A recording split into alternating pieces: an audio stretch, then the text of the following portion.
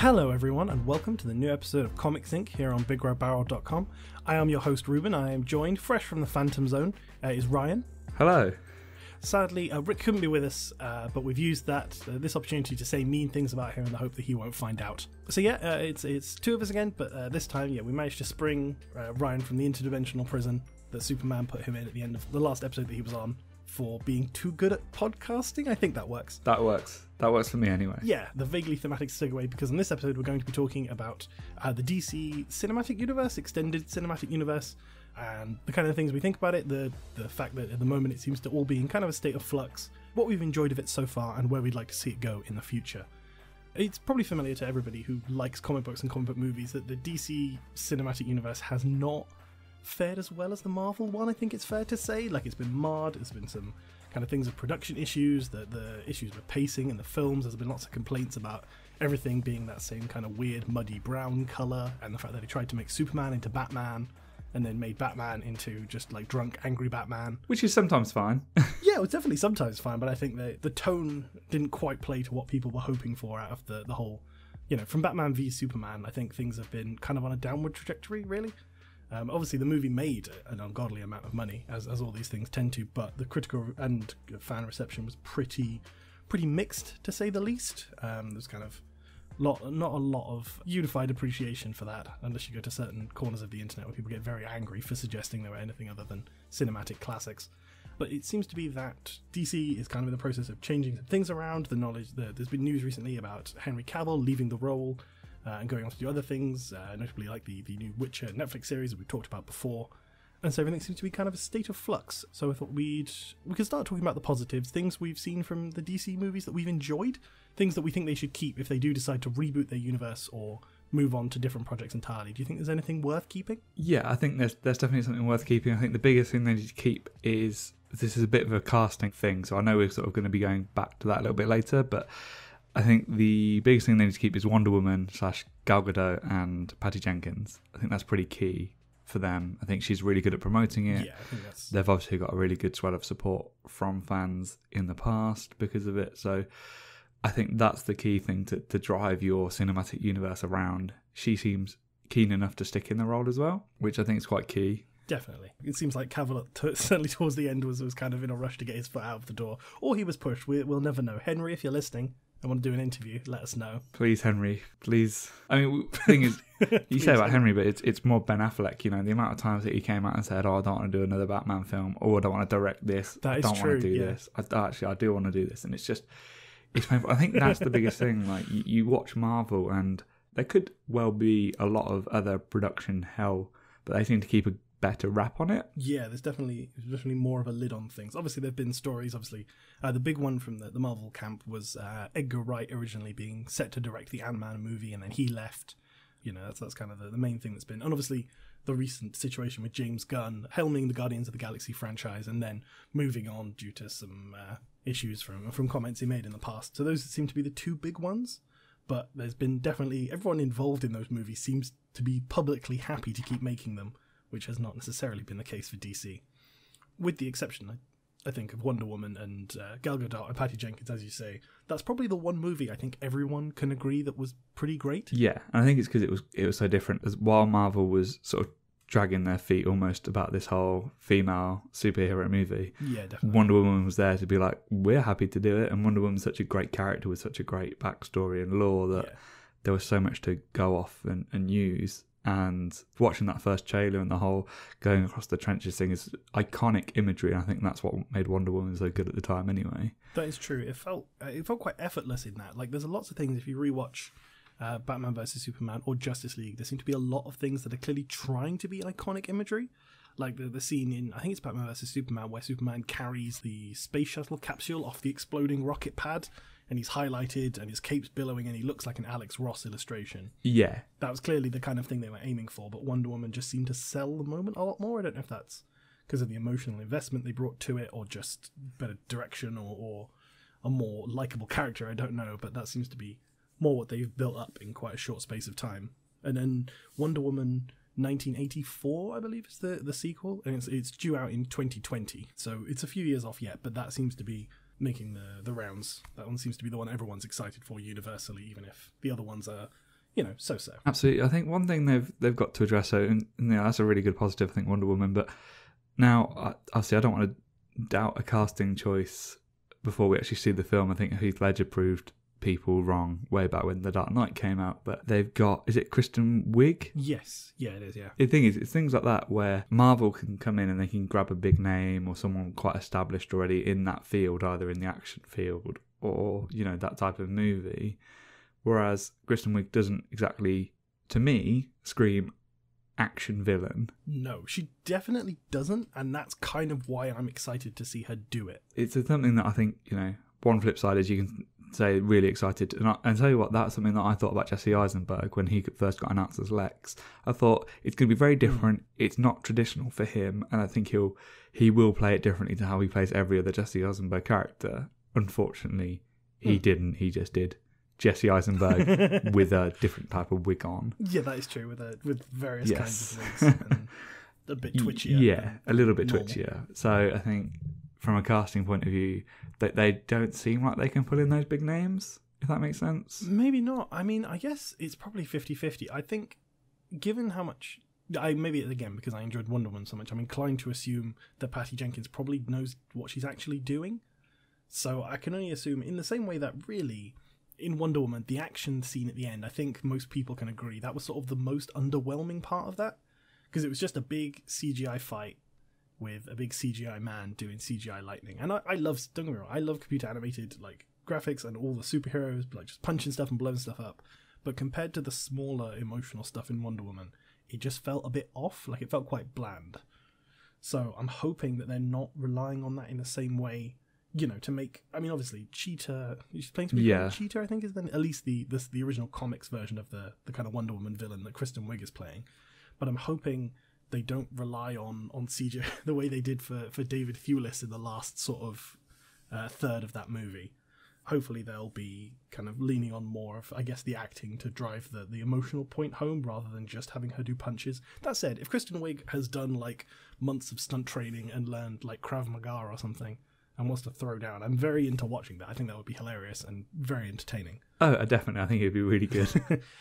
I mean, it's the thing of an unusual casting choice, and I suppose there definitely seems to be a thing with comedians and comic actors and actresses who turn into quote-unquote more serious films. I realise it's a Wonder Woman sequel, but those things tend to be, they tend to go for it. That's certainly the case. Whether or not they succeed, whether or not they kind of just miss the boat, like Jim Carrey in half of his films, or they succeed like Jim Carrey in the other half of his films, you certainly get a lot out of it. So hopefully that stuff, I think kind of Wonder Woman can probably be regarded as mostly a success, and I think hopefully the next one, divorced from any Justice League related content, should be good as well. Absolutely. And now I'm quite excited to see Aquaman, so I'd like to think if Aquaman comes out and lives up to the promise that the trailers have given, it's almost a case of you almost want to keep the things that you've already built. You don't want to have to throw away Aquaman as soon as you get him in his own solo film. That's true, yeah, they have just made it. So that looks good. I think Shazam looks good as well based on what we've seen so far. Yeah, so it seems like they're going in a good direction, but even within, say, that Shazam trailer, they try to link it back to Justice League a little bit, that's the newspaper clippings of Superman, and yeah, I think, we will come on to the idea of whether they need to do potentially standalone or an ongoing continuity series. Yeah. I don't think they have to always be that way anyway. It's a case of Shazam looks like it's going to be good on its own merit. Yeah, hopefully. It certainly seems, pretty divorced from the tone of the other DC movies, and all the stronger for it. It seems to be offering more of kind of variation. Yeah, which I think Aquaman looks like it's doing as well. From everything you see of Jason Momoa, he seems like he's having a good time, and it's not always just about him punching stuff, which is, it's good. Yeah, I mean, Jason Momoa does punches very convincingly. He's a very good puncher. It's just... I think he's obviously having a bit of fun with it, and you can tell that's happening on screen, whereas from Batman v Superman, obviously, yes, it was a tonal decision by someone, is that it had to be dark, it had to be gritty, and the thing is, I'm that person that will always say that, to me, The Dark Knight is my perfect comic book movie. Yeah, I think a lot of people would agree with you on that. I think it's a lot of people's idea of a perfect movie, period. Well, yeah, I think it's because it is realistic, and I like that, especially for something like Batman. I think you have to lean into the potential realism of it. Whereas with all these other heroes, it's got superpowers. you can't exactly lean into the realism part. Yeah, I think that's fair. No one was asking for a gritty reboot of Superman, and then they gave us one, and it turned out nobody wanted it even when it was there.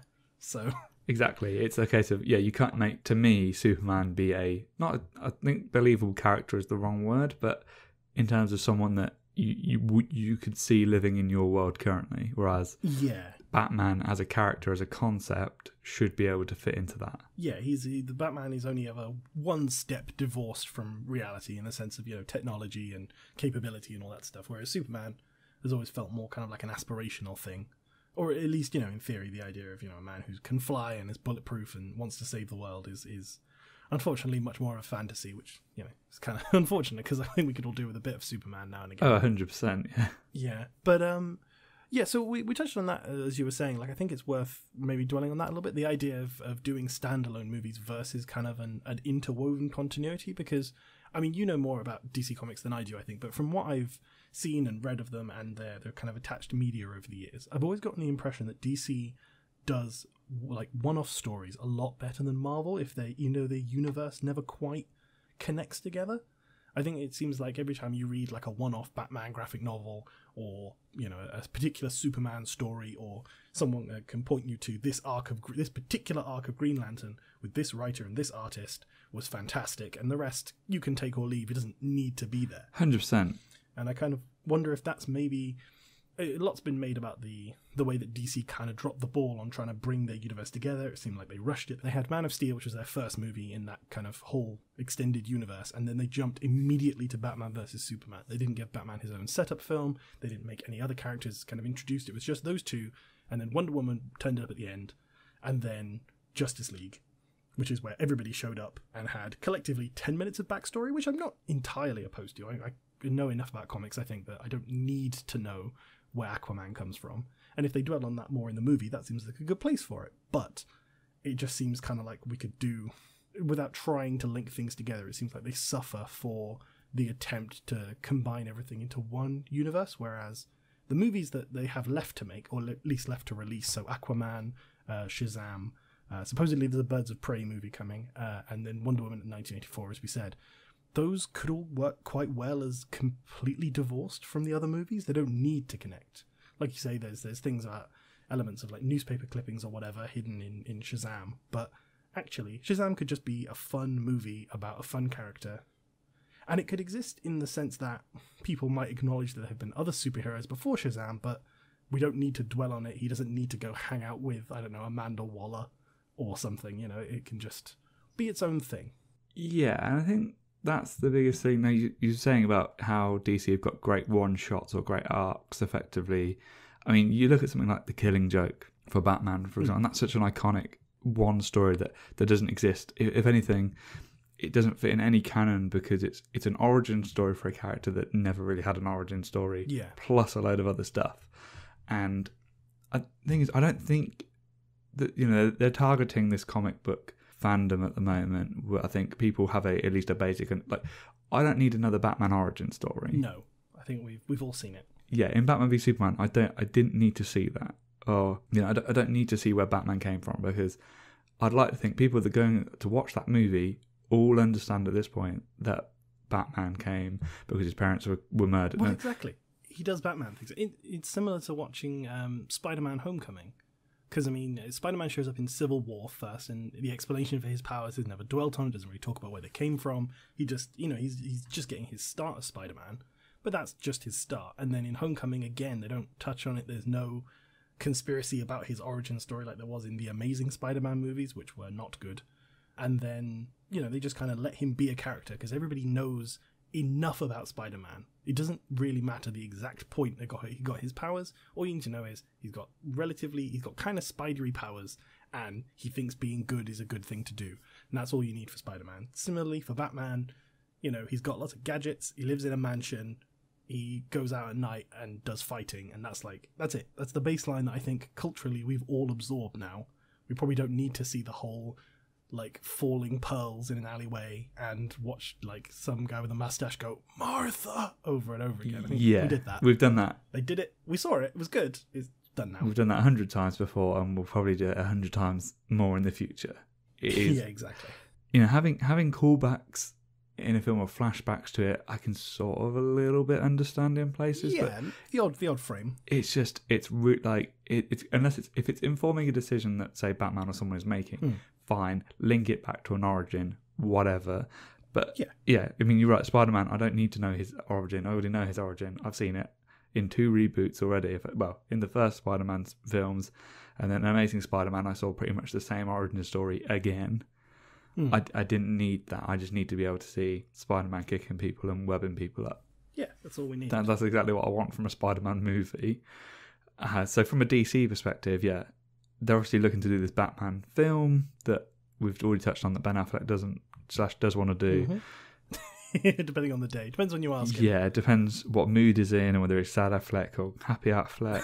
And they need to avoid doing it, especially if they get a new Batman in, they get someone in to play Batman and Bruce. Oh, absolutely, yeah. Don't do the origin again. It's a standalone movie. Give him the opportunity to just be Batman. I think that's what people want and need at this point. They don't need to see the pearls, as you said. It's just a case of going, you know what? He's had the villains in the past. He's got a new one, or whoever is fighting him. Go.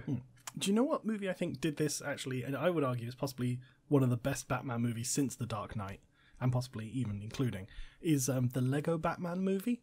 Have you seen that? Oh, I have, and that's fantastic. It's silly. Yeah, it's silly, but they actually allied from the concept of having to do Batman's origin story, because they do touch on it. It's mentioned the reason that he doesn't have a family, and that's why he became Batman, which is core, is the core principle of the character.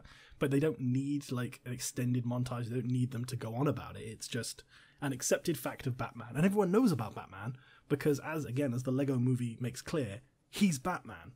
That's it. Like, some constants in the universe are just fixed now, and one of them apparently is Batman. Absolutely. And the thing that's most bothersome about this whole DCEU is that, they went straight to the Batman v Superman thing, as you said, and they've got so many good properties in their back catalogue that, even just taking Batman as a concept, there's so many stories, so many arcs you can take. I mean, recent memory, you've got the Court of Owls from the comics, which is something you could easily spin into a fantastic 1.5, 2 hour movie. Absolutely. Or some of the TV show Gotham, if you want to inflict that upon yourself. Well, that wasn't exactly handled that brilliantly. You've got the animated series that you can take cues from, and some absolutely fantastic bits of writing within that. I was thinking about it today as we were preparing for the podcast, and I was thinking about the best representation I've seen, forgetting The Dark Knight, I think, for a minute, from an animated point of view. Mask of the Phantasm is absolutely fantastic. You could make that a feature-length full film. It's already an animated film, but you could remake that in live action. I would watch that in a heartbeat. Yeah, it wouldn't even be that difficult to do in theory. You've got so many episodes of the animated series, so you could do your Mr. Freeze film based on that origin story, based on that 2-episode arc. There's just so many things that you can do. There's a fantastic episode of the animated series called Perchance to Dream, and that's where I think he gets mind controlled by Mad Hatter, and he wakes up and his parents are still alive, and it is absolutely fantastic. And the thing is, again, you can build that out a little bit, and almost, if they had to tie it to something, you could tie it to Flashpoint, which I know they're looking to do. Yeah, exactly. DC have got this amazing thing called Flashpoint that they can just go, oh, you know what, we messed up here? Flashpoint.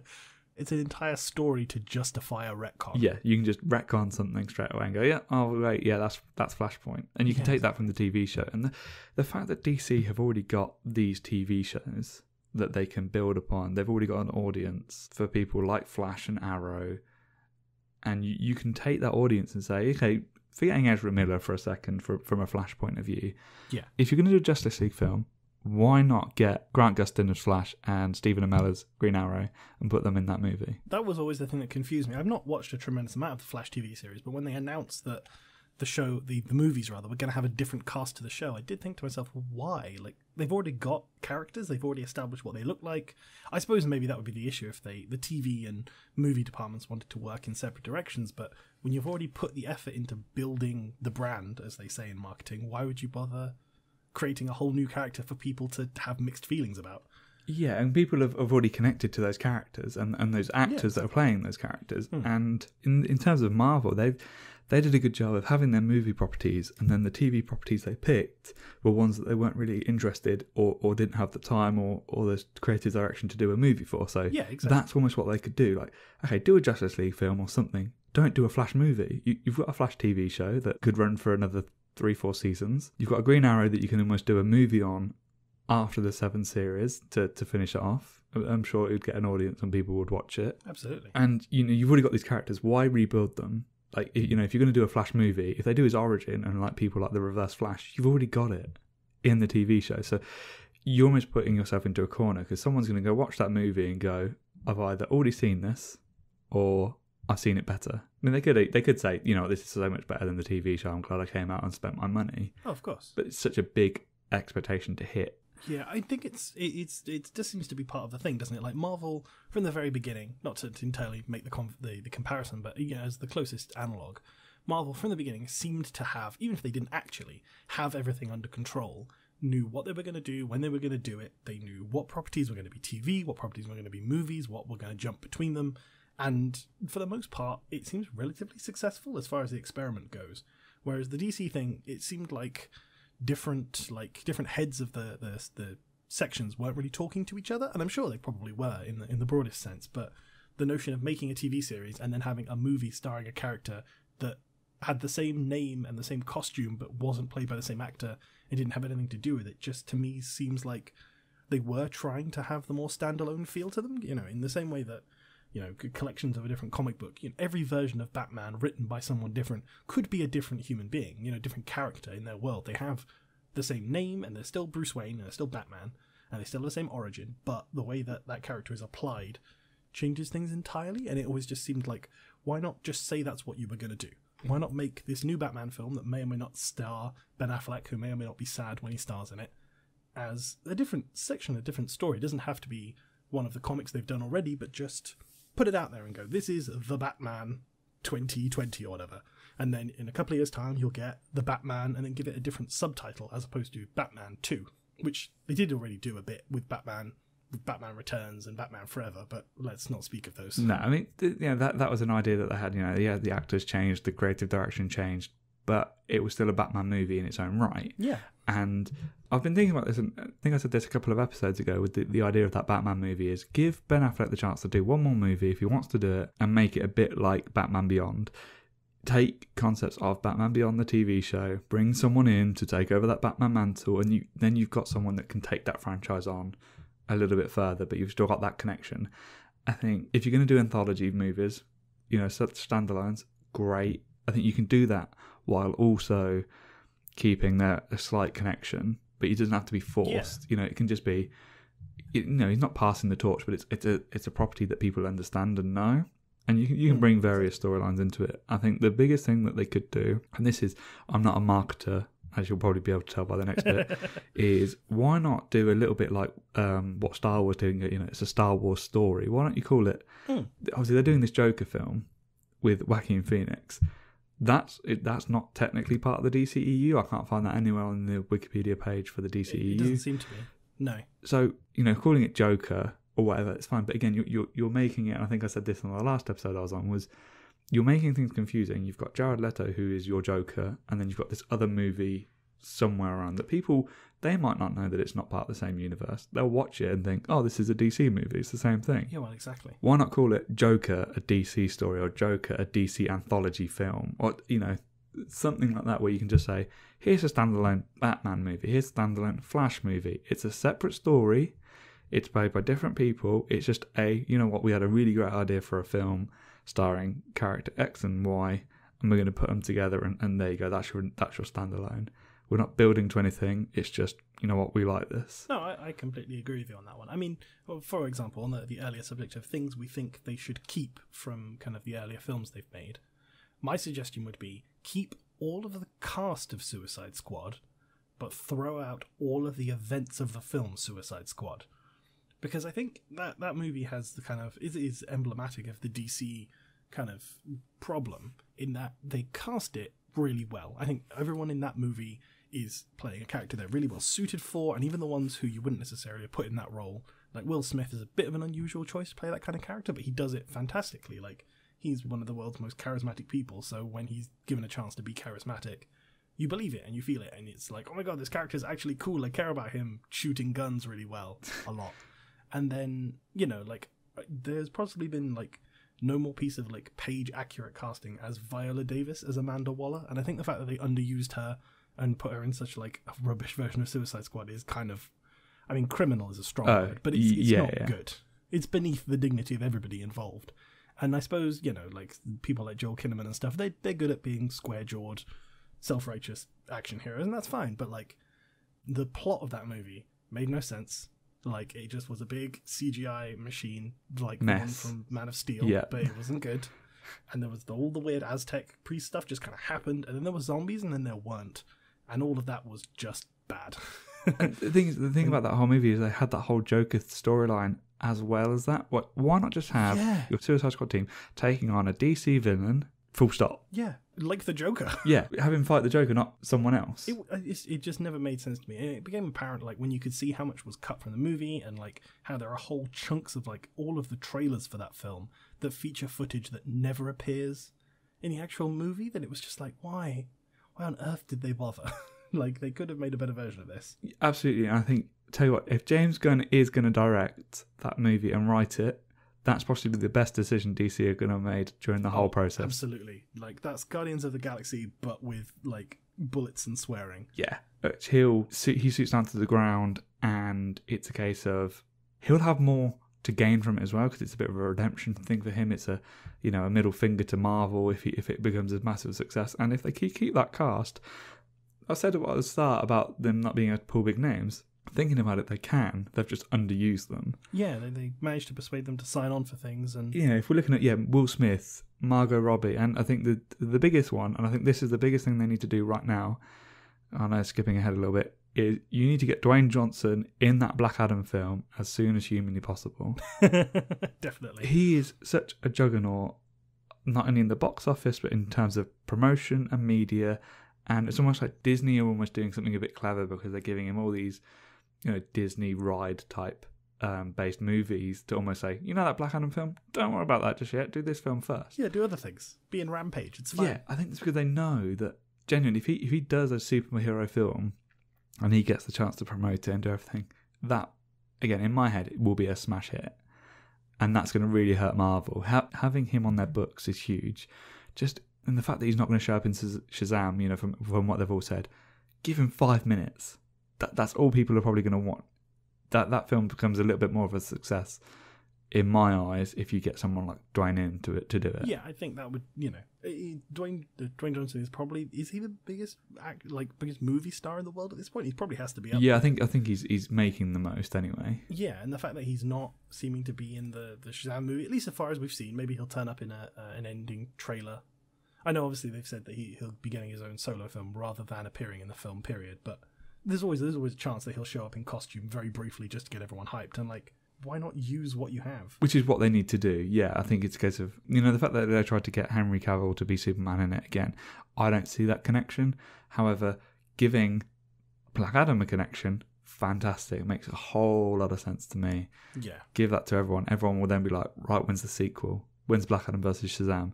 Because you can do your Black Adam movie beforehand to set that up, and then Shazam 2 or whatever you want to call it. And I think that's a good continuity way of doing it. You've got almost mini arcs or mini universes, almost a bit like what Sony are doing, well, what they're trying to do with the Spider-Man universe, and have characters potentially connect, but you're keeping the option open. Yeah. Like Venom, they obviously want to try and do more with, and that's fine.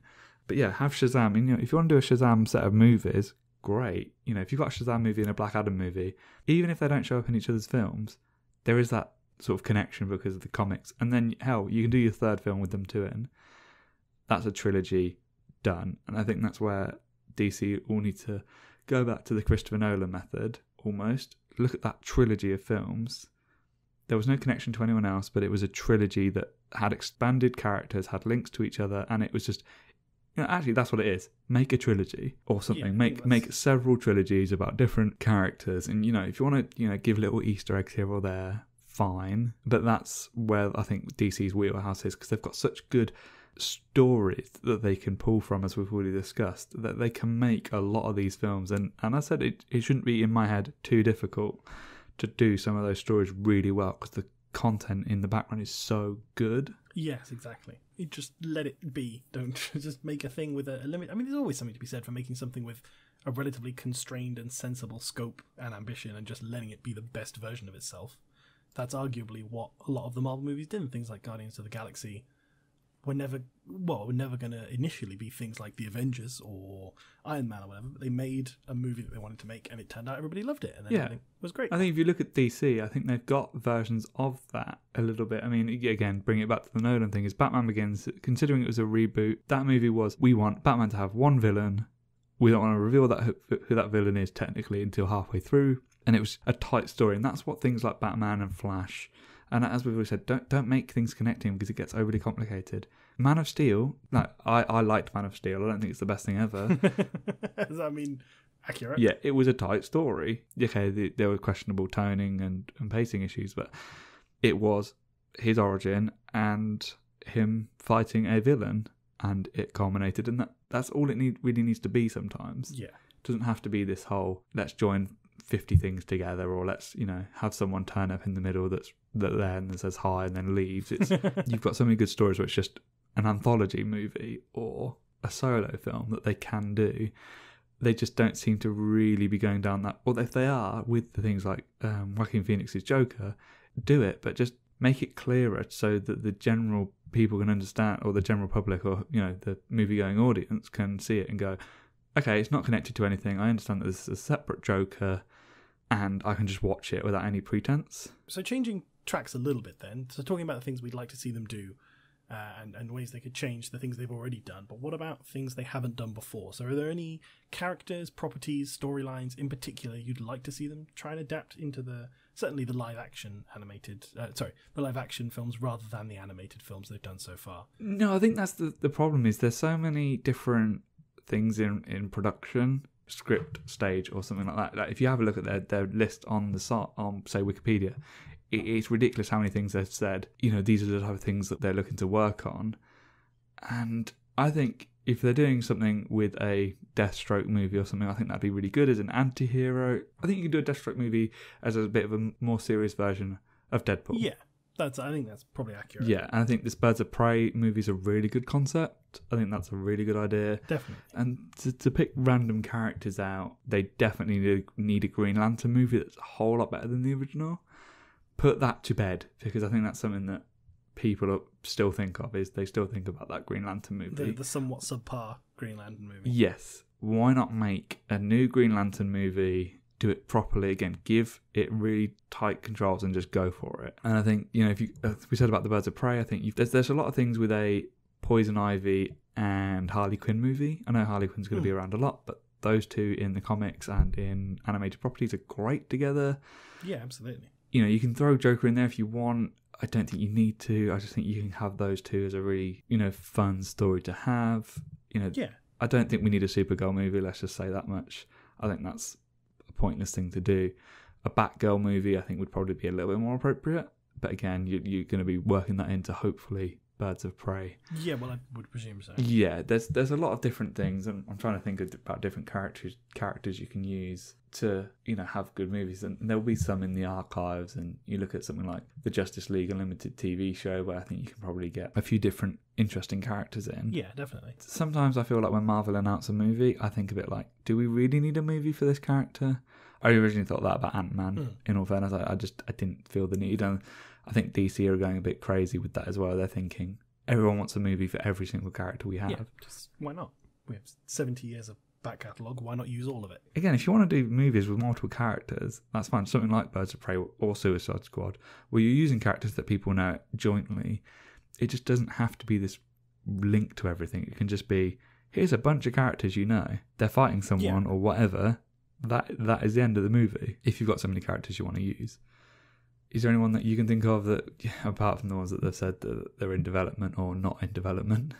The ones in development, the main one for me would have been, given especially how all the stuff in Batman vs Superman and Justice League ended up panning out, the New Gods, all the weird Jack Kirby Chariots of the Gods alien magic stuff. But they are making a movie of that, so I can be pretty happy that, and it's Ava DuVernay as well, who is a pretty great director, so I'm hoping things will turn out really well from that. So that would have been my guess. I would like to see them remake Green Lantern, because as much as I'm not a huge character, I really like the idea of it, and the designs I think are really cool. And also because I found out recently about a character So are you familiar with the concept in Green Lanterns that there are other colours of lantern? Yeah. This is a thing I learned about relatively recently. So for those not familiar, Green Lantern is like, they're basically, the Green Lantern Corps is a bunch of people who are like space police. Basically, they have these green rings that have magic powers and allow them to like fly through space and make anything they can imagine, and they use that to enforce justice in the universe. But they have a group of baddies from that same comic series called the Red Lanterns, who are like basically the evil version. They're driven by rage and they have these red rings and they do bad stuff. And I found out recently there's that one of the Red Lantern characters is a cat named Dexter, who is just a house cat with a power ring. Fantastic. I just want to watch, like, I don't know, they can make like a Justice League Pets movie. I would definitely be up for that. Like Crypto the Super Dog, Ace the Bat Hound, Wonder Woman's Invisible Horse, like all that stuff. All that brilliant stuff. Yeah, all that classic character, Wonder Woman's Invisible Horse. I think she had an invisible horse. I could have made that up. That might have been a thing I imagined. But that would be, just sort of like probably a lighthearted thing that they would never do in a million years because of, basic story writing concerns and wanting to make money. I think the other thing, there was something else as well I did write it down, but I didn't write it down where I can find it annoyingly now. Oh, the other thing that I thought, we mentioned Lego Batman. A character who I've not seen much of, particularly in recent comics, but would make a really good thing to put in like a Lego Batman style of film, even if not the actual Lego film, is a character called Batmite.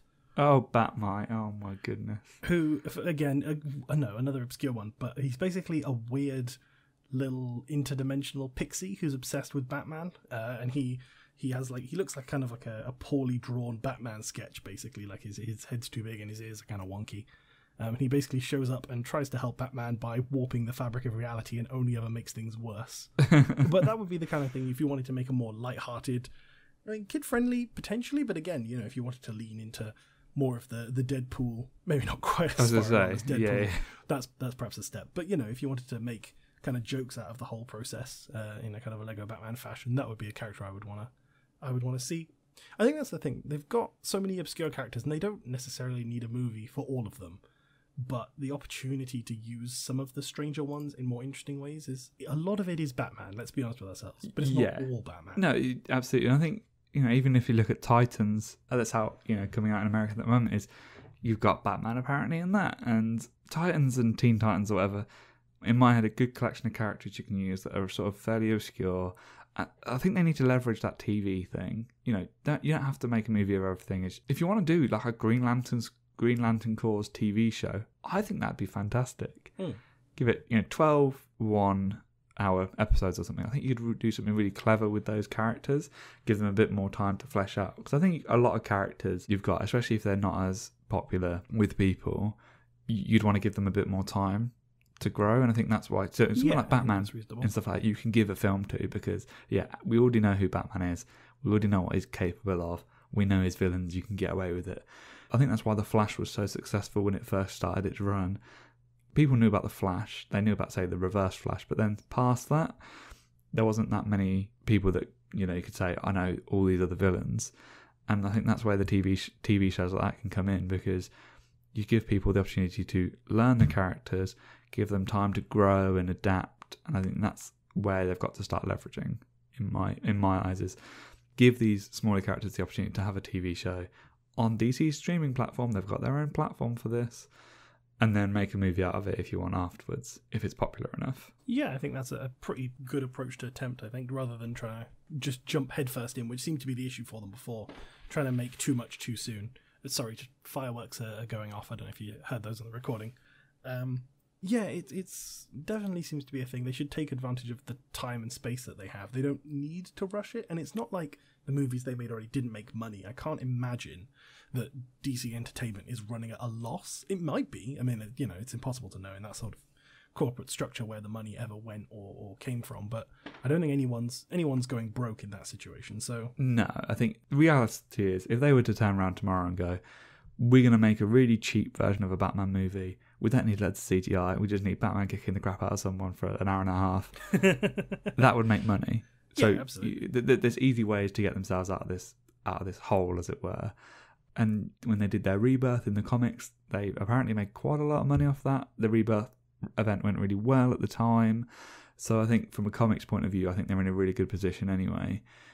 So they've definitely got room to be able to do something. Speaking of, taking time and changing things up, if they were to kind of adopt a standalone policy, is there any particular actor or director or combination thereof you'd like to see have a go at any particular characters? There's always been a couple of interesting ones. So whenever Riddler came up, for example, you had two names. You had David Tennant, who obviously I know did Jessica Jones, but Neil Patrick Harris. I mean, I loved him in How I Met Your Mother anyway, but I think he'd be a really good Riddler because it's that type of character where I think he could also do that, not slimy, because I don't think Riddler was ever slimy, but that clever, witty villain. And that's the thing, a villain doesn't have to be this person that goes around beating everyone up. And I think that's sometimes what DC try and rely on, is these really strong, big CGI people. And it doesn't have to be that. It just has to be someone that can outthink the other person. Yeah, I think Neil Patrick Harris is actually, I'd never considered that, but that's a really good choice, because Neil Patrick Harris, in everything, and in particular, like, obviously his turn on How I Met Your Mother is probably, like, it's a career-defining thing, but he definitely has that thing of someone who is, like, constantly either succeeding or trying to succeed in making himself look like the smartest person in the room, which is, the Riddler's entire, like, concept is he just wants to prove he's the smart one. So, I think that's actually that's a really good idea. I hadn't thought of that one before, but I'm definitely going to have to update my records with that new one. Mine, one of the big ones I'd like to see, it probably wouldn't ever happen. I can imagine it being a reasonably controversial choice, but I'd really like to see Keanu Reeves be Batman. Okay. That would be quite interesting, actually, as a solo thing. Well, that's the thing. Keanu Reeves is not... He clearly is incredibly good at action movies, like, Matrix is the big one, but even, like, the recent John Wick films, I think, speak to the fact that he's willing to go there for a part. I've no idea if he'd want to, but he can sell all the action stuff, like he does most of his own stunts, as I understand it, and, like, he has that kind of intensity thing that I think Batman has. I think that was kind of my issue with a lot of the more recent Batman choices, is that they do a good Bruce Wayne, and like when you're pretending to be kind of a louche, irresponsible playboy, and they definitely seem to do an okay job of communicating the kind of serious Batman message, but like most of them I find struggle to really sell wearing the mask and throwing the punches. I feel like Ben Affleck did okay, but his Batman was intentionally, I think, kind of tired and a bit fatalistic and grim. And even Christian Bale, like, I mean, the less said about Christian Bale's kind of whole weird, like, gravelly but over-the-top Batman voice and the weird face that he seemed to have to constantly pull because of the helmet he was wearing. Those things have kind of passed, like, into joke history, and I won't dwell on those again, but, like, Keanu Reeves has the kind of presence where it's understated, I think, is the main trick, which obviously, in playing a superhero movie, is not necessarily... No one was crying out for subtlety in your average comic book movie, but I think if you were going to head in that direction, Keanu Reeves, and again, he's probably of an age to play... He's probably around a similar age to Ben Affleck, if not a bit older. He's, considering his age, he's doing incredibly well. So I'd definitely like to see Keanu Reeves take on some kind of Batman, if that was, like a more modern one, if that was different, kind of an animated series level, or even an older Dark Knight kind of level-ish. I think you do a really good job. Yeah, I'm thinking about that. I'm trying to consider... So I can understand the Batman pick. I can't see him as Bruce Wayne, but that's just... I think I've got pre-notions of a Bruce. No, but I think that would be a bit of a stretch, because Keanu Reeves, again, from the movies I've seen, the only thing I'm picturing, really, the only thing I can picture where he played kind of, at least someone pretending to be kind of an irresponsible, kind of airhead type person, was like Bill and Ted, and I'm not sure I necessarily need like 90s rocker like Bruce Wayne. That would be interesting. It'd be a way to take it. Clearly he's got, some kind of range. Yeah. So that might be a bit of a stretch. And then, to be fair, even if the portrayal isn't entirely convincing, it's all supposed to be an act anyway, so maybe you could spin that to be on purpose. Yeah, I think there's a lot of different actors and actresses that you could see maybe coming into that role. I think someone like, this is because I think I like Anna Kendrick, but I think Anna Kendrick as someone like Batgirl or something would be quite interesting, because I think she's got that type of personality where she'd be able to have a bit of fun with it as well. And that's the thing, it doesn't always have to be serious. No. It doesn't have to be a serious movie. And especially the Batgirl that we've seen more recently in the comics, there's that sort of infamous image of it's Batgirl in like a club bathroom taking a selfie in the mirror. Yeah, that's a really good... And you can do a movie based on that concept. Not obviously being in the club. Just taking selfies in the club. But, someone that's being Batgirl but also being a normal person. But it's not like again, I think back to Batman Beyond, where they they do a really weird job of having a young person be Batman, but it's always like, I need to be really secretive, whereas I think you can do it by playing off the whole it's not really a secret thing. I think you could definitely get away with it, and I think you could do that with a Superman movie as well. Have a lot of fun with it and go, I know you're Superman, but I'm not going to say that you're Superman. I think you'd have a bit of fun with maybe doing something like that. Yeah, I can definitely see that one. That would be, again, an interesting choice. I think that seems to be the thing, like, from everything we've talked about, is the idea that they really could just make some funny movies, if not comedies, movies with a bit of levity to them, because that was kind of, if the DCEU so far had one damning criticism, it was just that everything was so heavy-handed. I think that's fair. Like, for all that Man of Steel and even Batman v Superman and even Justice League have things to recommend them, it is a little bit like being punched in the side of the head with, like, grim misery for a little while. Yeah. I think changing the tone up, and obviously, DC, I think of the big two comic companies, DC tend to be a little more on the darker side, but I think they could definitely stand to stretch that a bit, kind of just try out some new things with their characters. And somewhere within the DC vaults is a recipe for a character and an actor and like a movie that would give them something like a Deadpool, like an R-rated action comedy. The thing that Suicide Squad could be, if we're very lucky, this new one might turn into something in that kind of arena. Because if nothing else, Deadpool shows that there's more than one way to make a superhero movie. It doesn't have to be all like kid-friendly earnestness, like, which I love, like the Avengers movies, and it doesn't all have to be like grim, Gotterdammerung, booming Hans Zimmer, like drums and stuff. Yeah, like you can definitely make an in-between movie, sort of have the a little bit of comedy in terms of references or good communication between characters, but also it doesn't have to be that kid-friendly. You can make it a bit edgier. And there's definitely room to do it. I think something like a Joker and Harley movie, I think you could do a little bit with that. Someone that's not a serious Joker, someone that's a bit more zany. Yeah, I mean, to honestly, if you asked him nicely, I bet Mark Hamill would do it. I think now, and tell you what, it's something that it's really bad, because if most Jokers, I'd want to say, like, can you just voice over that instead? Have someone playing Joker, fine, but every time he talks, it's Mark Hamill's voice. That would be fantastic. I would be very into that. I would pay to watch an entire movie that's just Kevin Conroy and Mark Hamill just dubbing over the DC movies that already exist. Yes, that's exactly what we need. I think those are the two. I think this is just a quick aside, something that I've been wanting to say for a while, and something that one topic I'm sure we'll talk about in the future is best representation or best moments in comic book movies. Yeah, and I just want Mark Hamill. There's a scene. Have you seen the Batman Beyond TV movie? Return of Joker. Yes, I have, yeah. There is a scene in that movie that is so like harrowing but amazing at the same time, and I don't think it's really a spoiler because you can see this online, and it's like years old anyway.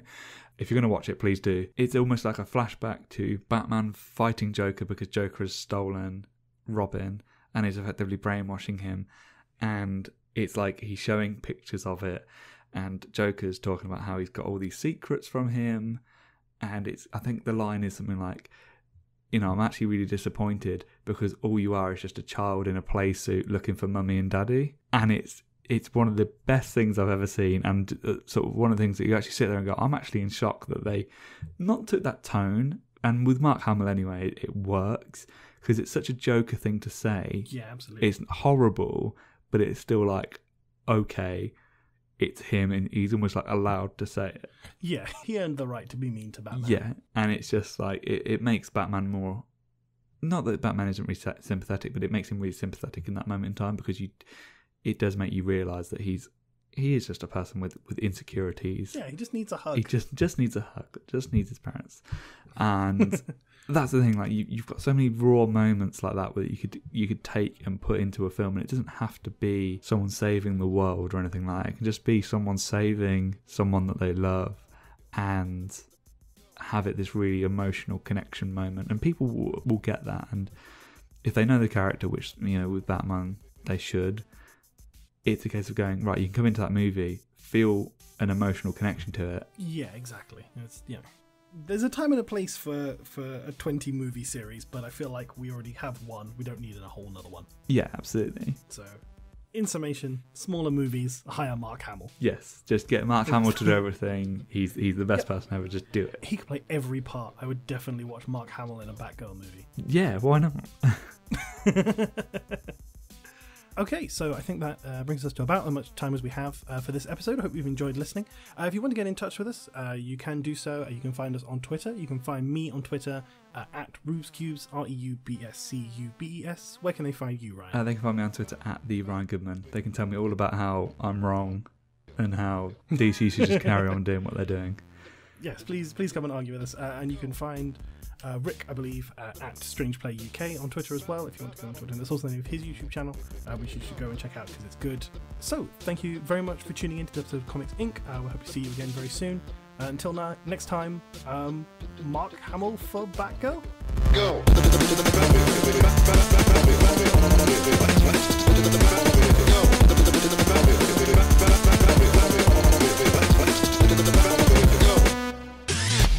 You and your ears are quite welcome for the podcasting goodness that you just heard.